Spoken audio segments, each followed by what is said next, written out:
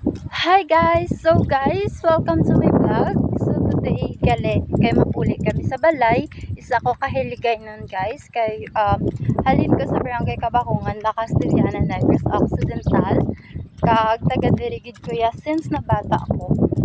Isa ko gali ka working student, college student ako guys. Ang ako naging kuha nga degree is Bachelor of Elementary Education, which is guys nga gusto ko may fashion ko sa pagtudlo sa mga kabataan nga someday mahimo ko nga professional teacher guys.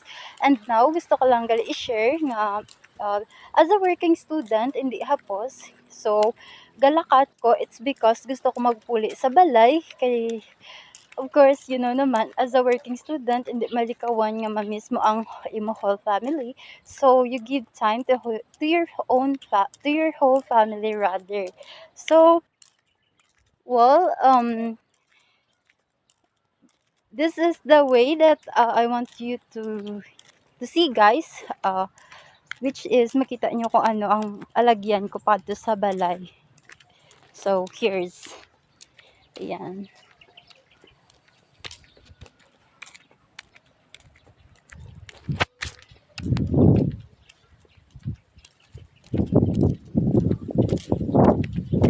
Ugto.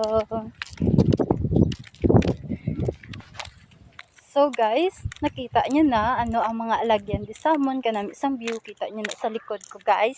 Amo na ang kanlaon, Mount Kanlaon. So amo nang volcano di guys, lapit lang gid na samon kag look amo na kanami di ang view sa amon guys. So kapoy man gali kung working student ka kay ginsabay mo ang pagtrabaho and ang pag-eskwela. Di siya hapos guys na sa mga student sa mga kabataan na may handom sa kabuhi dapat mag ano gid ka mo mag sacrifice get para makabulig sa ginikanan someday.